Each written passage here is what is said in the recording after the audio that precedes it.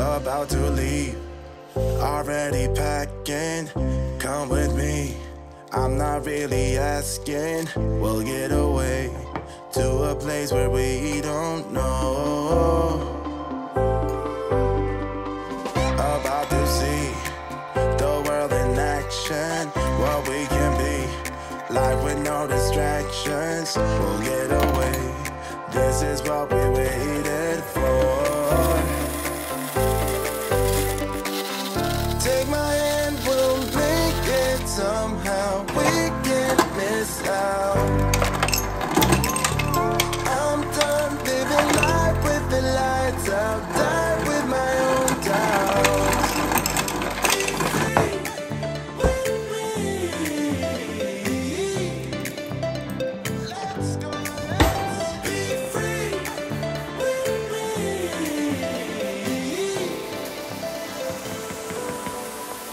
Be free.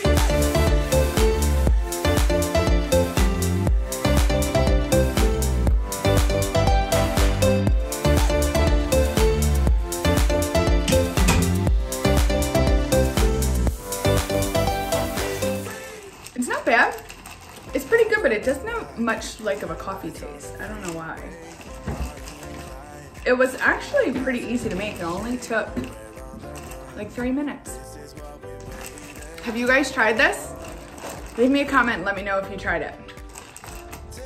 Okay guys, I have all my waters, my coffee. I'm gonna pick you up and take you upstairs. Find some place to sit you, and we are going to have a little chat today about emergency funds. Get excited. Okay, let me get you situated here. Put everything down. My office is a mess and I have to lock the dogs out quick because I hear them coming. Well, hi guys. Sorry for the lights in the background and whatnot, but I just did not have time to straighten up my office. And to be honest, I don't really feel like doing it right now. I want this to just be informal today. I told you guys, I think my last video or maybe two videos ago, last week I did a cooking video, two weeks ago that we finished our emergency fund. So we're super excited. If you've been here before, then you know it took us over like a year and a half to finish our emergency fund. I'm so pumped to have it done, but also just to kind of, not like, I don't know, close that chapter maybe, just start moving on. It's been over 3 years now since we started this journey, so it took us about 20 months to pay off our debt, and then the rest of the time we've been working to save this emergency fund. I just wanted to chat a little bit today about where we may be headed next in our financial journey and why, even though our emergency fund is complete, we're still not really considering it complete. I know that doesn't really make sense since I just said our emergency fund is complete, but bear with me. It's going to all make sense. Before we get started, I want to hear from you guys. Leave me a comment if you have a fully funded emergency fund. I would love to kind of see where everybody's at here on their financial journey. So if you're willing to share, let me know down in the comment section. I would love to hear from you guys. I have my coffee. We have sunshine today. It's finally a beautiful day here in Pennsylvania. The weather has just been a mess lately, and I never realized how much the weather affects my mood. So I'm in a great mood today. I hope you guys are having a great day as well. Let's talk about emergency funds. If you are not familiar with the Dave Ramsey baby steps, I did this video you can watch up here, and that's going to give you a rundown of all the baby steps, what they are, what they mean. We have followed the baby steps very strictly at first, but once we finish paying off debt, we definitely loosen the reins a little bit. I love Dave Ramsey. I've talked about this many times on this channel. I think his teachings are amazing. I think they empower people to make changes in their own lives and change their finances and change the trajectory of their lives. And that's exactly what happened with us. I think if you're not sure where to get started, starting with Dave Ramsey's book, The Total Money Makeover, or taking his financial peace class is always a wonderful place to get started. While we're not necessarily following his steps super strictly anymore. We absolutely base our decisions and our financial goals off of his framework, off of his baby step system, because we still really do believe that it's a great system to follow, and that if you do follow it to the T, you will find financial success. That being said, there's a couple things that we have changed a little bit. The main one I want to discuss today is the emergency fund. So what Dave Ramsey teaches is that first you save $1,000 starter emergency fund, and that's baby step one, and that's going to kind of just protect your finances while you are working to get out of debt, if you're in debt, of course. So we were in debt, and that's what we did. We saved our starter emergency fund of $1,000, and then after you pay off your debt, you start working on what he calls a fully funded emergency fund. And that is meant to be anywhere from 3 to 6 months of your living expenses. So the way you would determine that amount for you, because remember, everybody's amount is going to be completely different here. So the way you would determine that amount for you is add up all of your expenses. And of course you have to use your fixed expenses, but you also do have to include some variable expenses in there. So I suggest going back to what you would call a bare bones budget to come up with your very minimum living expense number. So you take that number, the very minimum amount of money that you can live on in one full month, and then you would multiply that by 3 to get the lower range of your emergency fund, and then you would multiply that number by 6 to see the higher range of your emergency fund. So after we did this math, my husband and I together decided that our target number for our fully funded emergency fund would be $15,000, and that pretty much put us right in the middle of 3 to 6 months. So that was always our goal. And then our intention was, as we got the $15,000, then we would continue contributing to that account as we were able to over time, while working towards our other financial goals until we hit $20,000. And then we would consider that completely funded, completely ignore it unless we needed it for an emergency, and we would just move on with our lives, right? Enter global pandemic.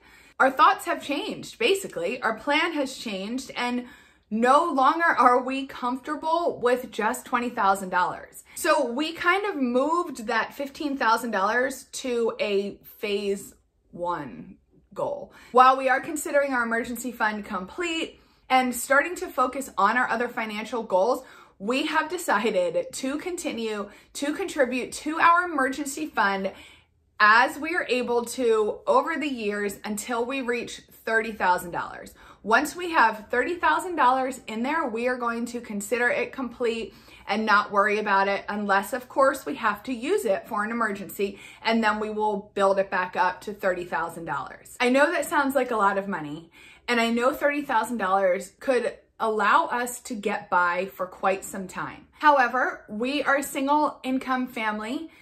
That's going to change in the future as I continue to grow Sense and Purpose, which is my business that also includes this YouTube channel. So just by watching this video, you are supporting my business, and I appreciate you so much for that.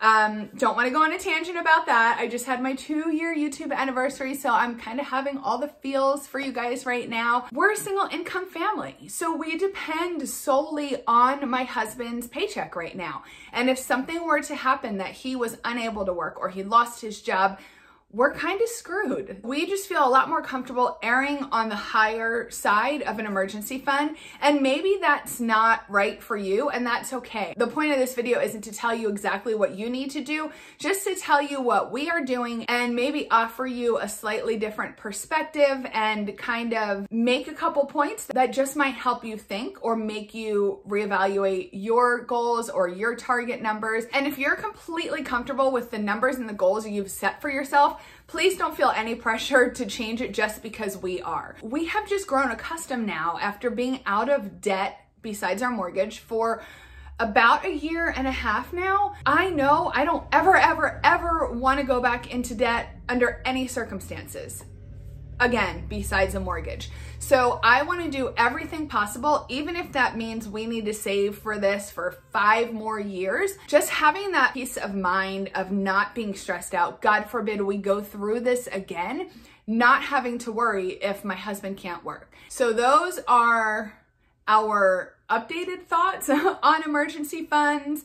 That's kind of where we're at right now and where we are headed in the future in regards to savings. As far as our other financial goals. So now that we are finished with baby step 3, the next couple steps, 4, 5, and 6 will be completed concurrently or all together. So baby step 4 is going to be investing 15% of our income into retirement accounts. Baby step 5 would be to start saving for your children's college funds, if applicable. And baby step 6 would be to pay off your mortgage early. So we are currently working on our plan of attack to start getting after baby steps 4, 5, and 6. My husband and I really need to sit down and kind of hammer out some of the details, but we already do invest 7% currently, so we need to get our investment income up to 15%. Now, I was also investing in my own Roth IRA every month, and if you watch my budget videos, then you have seen that previously, but that's been on pause for a little while now because I've been in the process of switching accounts, and now that my account is transferred over, I need to get back in touch with them because there's been a little bit of a mix-up with some of the funds going into my account. It's kind of a long story. I don't want to get into the details because I don't quite understand it yet, and I also don't quite understand how it's going to be remedied, but it is. So that's my very next order of business, is to get that all worked through and straightened out, and then we will sit down and see how much we can contribute each month to my Roth IRA, and then we will see how we can adjust my husband's. He does not want to contribute into a Roth IRA because he wants to put every cent possible into his pension. So we are going to kind of have to figure out what we're going to do as far as that is concerned. And then we get to our children, and we do have 2 children, and we do currently have a 529 account that we started for my daughter a long time ago. However, we have not been contributing to it because we were broke, and then we were paying off debt, and then we were saving for our emergency funds. Now, I don't want to get too into the nitty-gritty about the 529s because I don't know that much about them, and I don't want to give anybody bad information. I do know that the rules regarding them and the tax implications can vary state to state. So even if I did understand and I explained exactly how it worked here in Pennsylvania, it wouldn't necessarily help you because you're probably in a different area. 529s, if the child they're started for ends up not going to college or not needing it for education, because it's my understanding that at least here in Pennsylvania, it doesn't have to be used just for a 4-year school. It can be used for alternative degrees like trade schools, or I think even associate degrees. So if that child does not pursue any future education,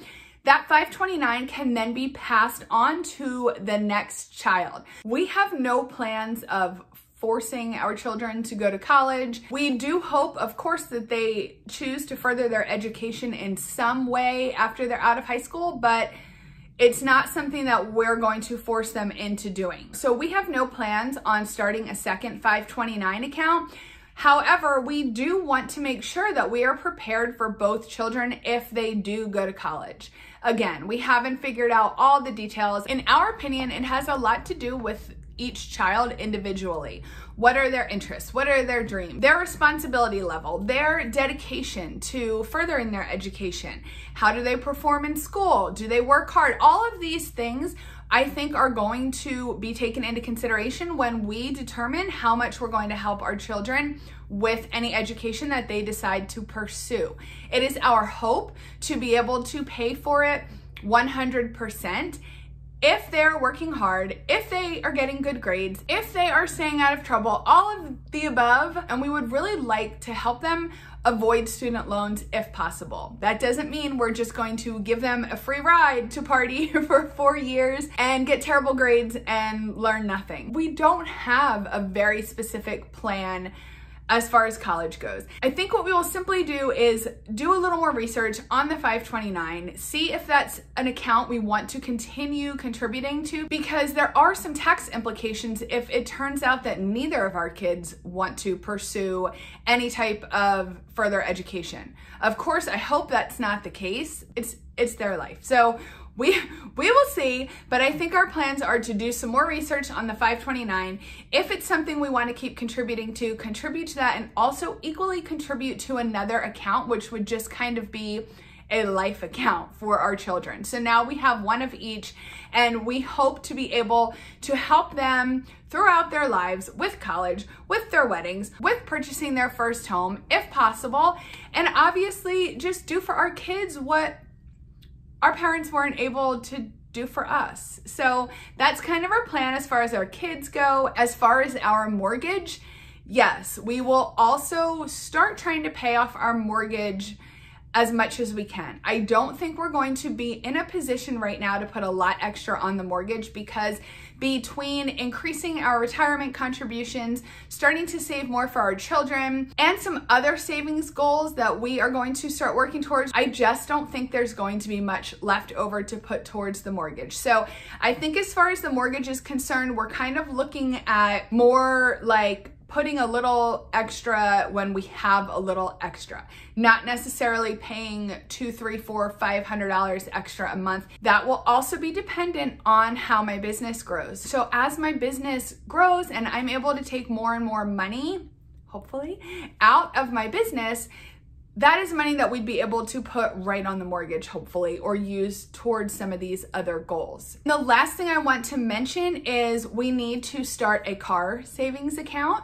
We have a car maintenance account for any issues, but both of our cars are now paid off, and thankfully, knock on wood, they're doing great. They're transporting us safely and reliably, but you just don't know. And we do not want to get caught in a position where, God forbid, something happens to one of our vehicles and now we have to go out and either buy something not reliable because we don't have the money saved, or lease something or get into more debt, because we want to avoid that at all costs. So another one of our plans is to start our sinking fund. So we are going to start a vacation sinking fund, a Christmas sinking fund, and a car sinking fund. We would also like to start a furniture sinking fund, because our furniture in our home is getting old, so are our appliances. So not a furniture sinking fund, maybe more like a house update sinking fund.